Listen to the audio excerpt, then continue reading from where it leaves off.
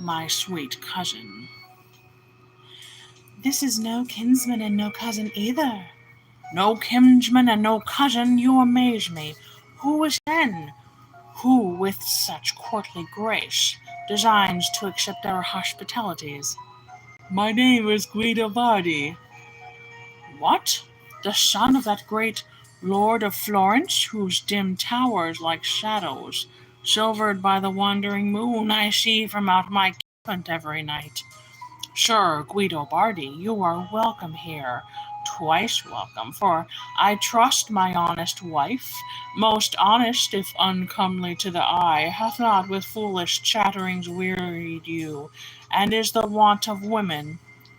Your gracious lady, whose beauty is as lamp that pales the stars and robs Diana's quiver of her beams, has welcomed me with such sweet courtesies, that if it be her pleasure and your own, I will come often to your simple house, and when your business bids you walk abroad, I will sit here and charm her loneliness, lest she might sorrow for you overmuch. What say you, good Simone?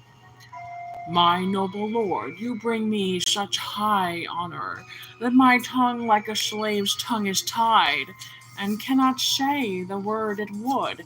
Yet not to give you thanks were be too unmannerly. So I thank you from my heart's core.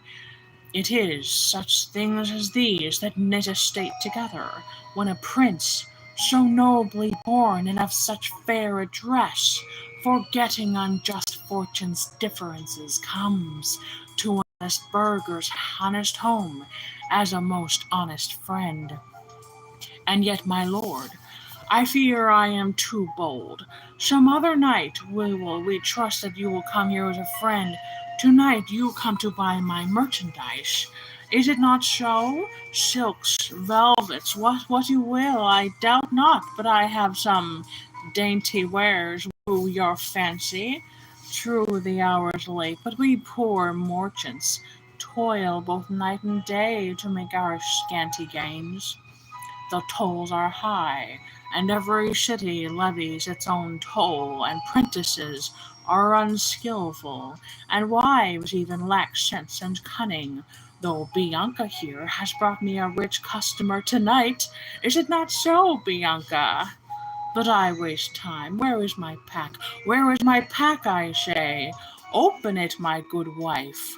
Unloose the cords. Kneel down upon the floor. You are better so. Nay, not that one, the other. Dispatch, dispatch. Buyers will grow impatient oftentimes. We dare not keep them waiting. Ay, 'tis that, give it to me, with care it is most costly. Touch it with care. And now, my noble lord, nay, pardon, I have here a Lucca damask, the very web of silver, and the roses so cunningly wrought that they lack perfume merely to cheat the wanton sense. Touch it, my lord. Is it not soft as water, strong as steel? And then the roses, are they not finely woven? I think the hillsides that best love the rose, at Bellosguardo or at Fiesole throw snow such blossoms on the lap of spring. Or if they do, their blossoms droop and die. Such is the fate of all the dainty things that dance in wind and water. Nature herself makes war on her own loveliness, and slays her children like Medea. Nay, but my lord, look closer still. Why, in this damask here it is summer always, and no winter's tooth will ever blight these blossoms. For every ell I paid a piece of gold, red gold, and good, the fruit of careful thrift. Honest Simone, enough, I pray you, I am well content. Tomorrow I will send my servant to you, who will pay twice your price. My generous prince, I kiss your hands. And now I do remember another treasure hidden in my house, which you must see. It is a robe of state woven by a Venetian, the stuff cut velvet, the patterned pomegranates, each separate seed wrought of a pearl, the collar of all pearls, as thick as moths in summer streets at night, and whiter than the moons that madmen see through prison bars at morning. A male ruby burns like a lighted coal within the clasp.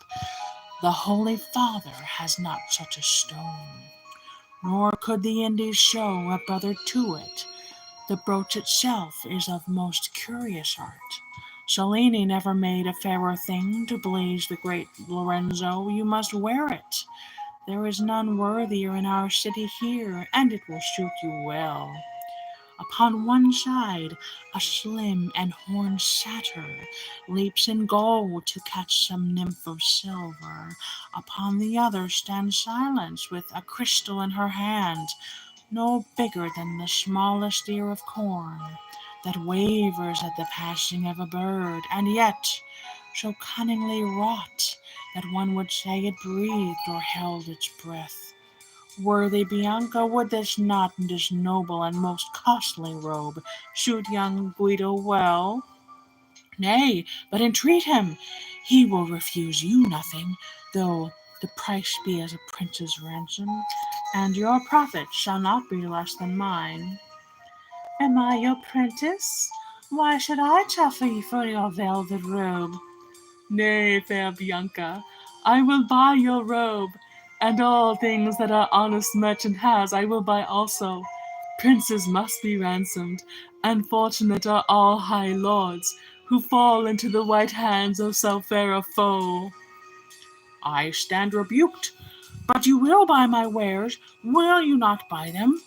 50,000 crowns would scarce repay me, but you, my lord, shall have them for 40,000. Is that price too high? Name your own price. I have a curious fancy to see you in this wonder of the loom, amidst the noble ladies of the court, a flower among flowers. They say, my lord, these high-born dames do so affect your grace that where you go they throng like flies around you, each seeking for your favor. I have heard also of husbands that wear horns and wear them bravely, a fashion most fantastical. Simone, your reckless tongue needs curbing, and besides, you do forget this gracious lady here, whose delicate ears are surely not attuned to such coarse music. True, I had forgotten, nor will offend again. Yet, my sweet lord, you'll buy the robe of state, will you not buy it? But 40,000 crowns, 'tis but a trifle to one who is Giovanni Bardi's heir. Settle this thing tomorrow with my steward, Antonio Costa. He will come to you, and you will have 100,000 crowns, if that will serve your purpose. 100,000! Said you 100,000? Oh, be sure that will for all time in everything make me your debtor. I, from this time forth, my house, with everything my house contains, is yours and only yours. 100,000! My brain is dazed. I will be richer far than all the other merchants. I will buy vineyards and lands and gardens. Every loom from Milan to Sicily shall be mine. Mine the pearls that the Arabian seas store in their silent caverns. Generous prince, this night shall prove the herald of my love, which is so great that whatsoe'er you ask it will not be denied to you. What if I had asked for white Bianca here? You jest, my lord. She is not worthy of so great a prince. She is but made to keep the house and spin. Is not so a good wife? It is so. Look, your distaff waits for you. Sit down and spin. Women should not be idle in their homes, for idle fingers make a thoughtless heart. Sit down, I say. What shall I spin? Oh, spin some robe which dyed in purple sorrow might wear for her own comforting, or some long fringed cloth in which a new-born and unwelcome babe might wail unheeded, or a dainty sheet which, delicately perfumed with sweet herbs, might serve to wrap a dead man. Spin what you will, I care not. The brittle thread is broken. The dull wheel wearies of its ceaseless round. The dull distaff sickens of its load. I will not spin tonight. It matters not. Tomorrow you shall spin, and every day shall find you at your distaff. So Lucretia was found by Tarquin, so perchance Lucretia waited for Tarquin. Who knows? I have heard strange things about men's wives. And now, my lord, what news abroad? I heard today at Pisa that certain of the English merchants there would sell their woolens at a lower rate than just the laws allow, and have entreated the Signory to hear them. Is this well? Should merchant be to merchant as a wolf? And should the stranger living in our land seek by enforced privilege or craft to rob us of our profits? What should I do with merchants or their profits?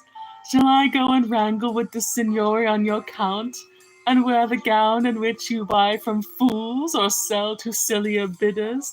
Honest Simone, wool selling or wool gathering is for you. My wits have other quarries. Noble lord, I pray you pardon my good husband here. His soul stands ever in the marketplace, and his heart beats but at the price of wool. Yet he is honest in his common way. And you, have you no shame? A gracious prince comes to our house, and you must weary him with most misplaced assurance. Ask his pardon. I ask it humbly. We will talk tonight of other things. I hear the Holy Father has sent a letter to the King of France, bidding him cross that shield of snow, the Alps, and make peace in Italy, which will be worse than a war of brothers, and more bloody than civil rapine or intestine feuds. Oh, we are weary of that King of France, who never comes but ever talks of coming. What are these things to me? There are other things closer and of more import. Go on. I think you tire of our gracious guest. What is the King of France to us? As much as are your English merchants with their wool. Is it so, then? Is all this mighty world narrowed into the confines of this room, with but three poor souls for its inhabitants? Aye, there are times when the great universe, like cloth in some unskilful dyer's vat, shrivels into hand's breadth, and perchance that time is now. Well, let that time be now. Let this mean room be as that mighty stage whereon kings die, and our ignoble lives become the stakes God plays for. I do not know why I speak thus. My ride has wearied me, and my horse stumbled thrice, which is an omen that bodes not good to any. Alas, my lord, how poor a bargain is this life of man, and in how mean a market we are sold. When we are born, our mothers weep, but when we die, there is none to weep for us, no, not one. How like a common chapman does he speak. I hate him, soul and body. Cowardice has set her pale seal on his brow. His hands, whiter than poplar leaves in windy springs, shake with some palsy, and his stammering mouth blurts out a foolish froth of empty words, like water from a conduit. Sweet Bianca, he is not worthy of your thought or mine. The man is but a very honest knave, full of fine phrases for life's merchandise, selling most dear what he holds most cheap. A windy brawler in a world of words.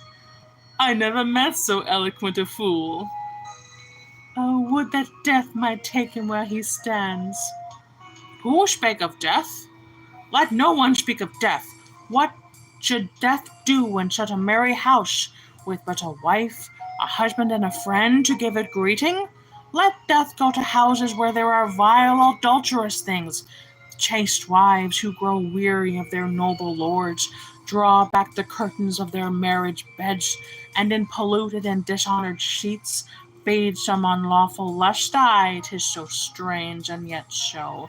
You do not know the world. You are too single and too honorable. I know it well. And were it not so, but wisdom comes with winters. My hair turns gray, and youth has left my body. Enough of that. Tonight is ripe for pleasure, and indeed I would be merry, as beseems a host who finds a gracious and unlooked for guest waiting to greet him. But what is this, my lord? Why, you have brought a lute to play to us. Oh, play, sweet prince. And if I am bold, pardon, but play. I will not play tonight. Some other night, Simone. You and I together with no listeners but the stars or the more jealous moon. Nay, but my lord, nay, but I do beseech you, for I have heard that by the simple fingering of a string, or a delicate breath breathed along hollow reeds, or blown into cold mouths of cunning bronze, those who are curious in this art can draw poor souls from prison houses. I have heard also how such strange magic lurks within these shells, and innocence puts vine leaves in her hair, and wanton like a Maenad. Let that pass. Your lute I know is chaste, and therefore play. Ravish my ears with some sweet melody. My soul is in a prison house, and needs music to cure its madness. Good Bianca, entreat our guest to play. Be not afraid. Our well-loved guest will choose his place and moment. That moment is not now. You weary him with your uncouth insistence. Honest Simone, some other night. Tonight I am content with the low music of Bianca's voice, who when she speaks charms the too amorous air, and makes the reeling earth stand still, or fix his cycle round her beauty. You flatter her. She has her virtues as most women have, but beauty is a gem she may not wear. It is better so, perchance. Well, my dear lord, if you will not draw melodies from your lute to charm my moody and o'er-troubled soul, you'll drink with me at least? Your place is laid. Fetch me a stool, Bianca. Close the shutters, set the great bar across.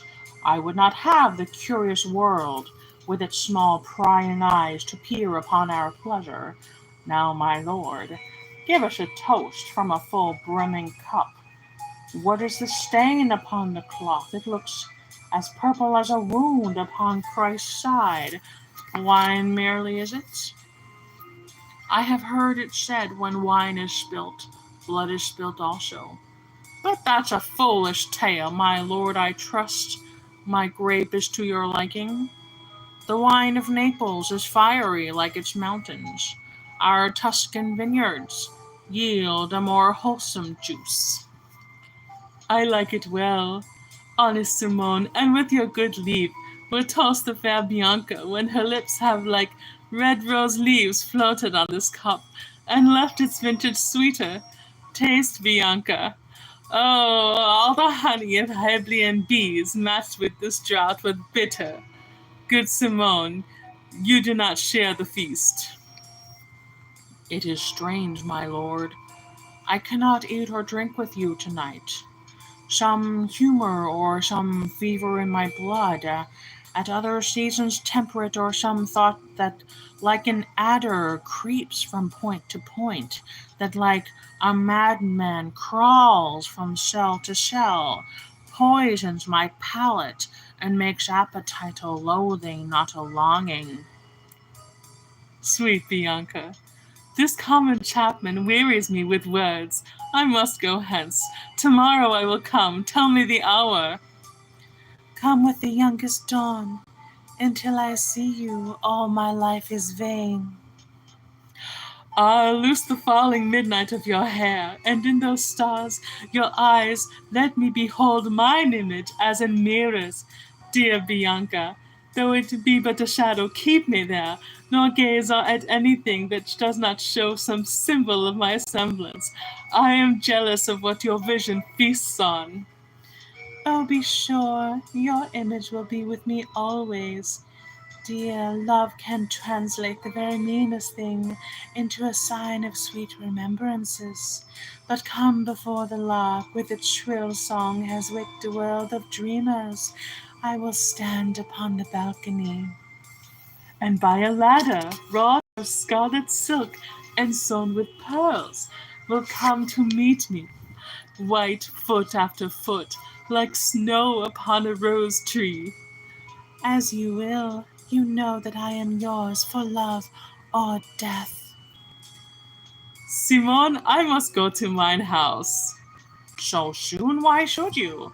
The great Duomo's bell has not tolled its midnight, and the watchmen who with their hollow horns mock the pale moon lie drowsing in their towers.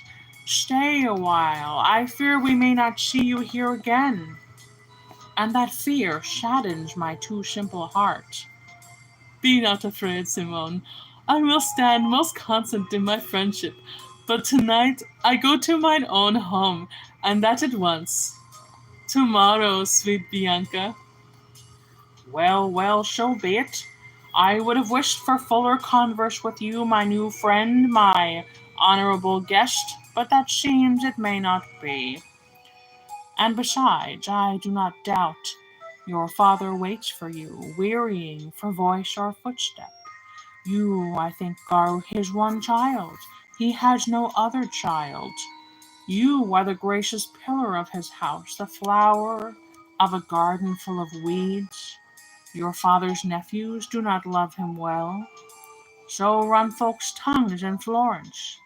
I might bet that men say they envy your inheritance and look upon your vineyard with fierce eyes, as Ahab looked on Naboth's goodly field. But that is but the chatter of a town where women talk too much. Good night, my lord. Fetch a pine torch, Bianca. The old staircase is full of pitfalls, and the churlish moon grows like a miser in the guard of her beams, and hides her face behind a muslin mask, as harlots do when they go forth to snare some wretched soul in sin. Now I will get your cloak and sword. Nay, pardon, my good lord, it is but meet that I should wait on you, who have honored my poor burgher's house, drunk of my wine, and broken bread, and made yourself a sweet familiar. Oftentimes my wife and I will talk of this fair night and its great issues. Why, what a sword is this? Ferrara's temper, pliant as a snake, and deadlier I doubt not. With such steel one need fear nothing in the moil of life. I never touched so delicate a blade. I have a sword too, somewhat rusted now. We men of peace are taught humility, and to bear many burdens on our backs, and not to murmur at an unjust world, and to endure unjust indignities. We are taught that, and like the patient Jew find profit in our pain. Yet I remember how once upon the road to Padua a robber sought to take my pack horse from me. I slit his throat and I left him. I can bear dishonor, public insult, many shames, shrill scorn, and open contumely, but he who filches from me something that is mine, aye, though it be the meanest trencher plate from which I feed mine appetite, oh, he perils his soul and body in the theft and dies for his small sin. From what strange clay we men are molded. Why do you speak like this? I wonder, my lord Guido, if my sword is better tempered than this steel of yours. Shall we make trial? Or is my state too low for you to cross your rapier against mine in jest or earnest? Naught would please me better than to stand fronting with naked blade, in jest or earnest. Give me mine own sword, fetch yours. Tonight will settle the great issue, whether the prince's or the merchant's steel is better tempered. Was not that your word? Fetch your own sword. Why do you tarry, sir? My lord, of all the gracious courtesies that you have showered on my barren house, this is the highest. Bianca, fetch me my sword. Thrust back that stool and table. We must have an open circle for our match at arms. And good Bianca here shall hold the torch, lest what is but a jest grows serious. Bianca to Guido. Oh, kill him, kill him. Hold the torch, Bianca. Have at you. Ha! Ah, would you? He is wounded by Guido. A scratch, no more. The torch was in mine eyes. Do not look sad, Bianca. It is nothing. Your husband bleeds. 'Tis nothing. Take a cloth. Bind it about mine arm. Nay, not so tight. More softly, my good wife. And be not sad. I pray you not be sad. No, take it off. What matter if I bleed? Again, again! Simone disarms Guido. My gentle lord, you see that I was right. My sword is better tempered, finer steel, but let us match our daggers. Bianca to Guido. Kill him! Kill him! Put out the torch, Bianca. Now, my good lord, now to the death of one or both of us, or all the three it may be. There and there, ah, devil, do I hold thee in thy grip.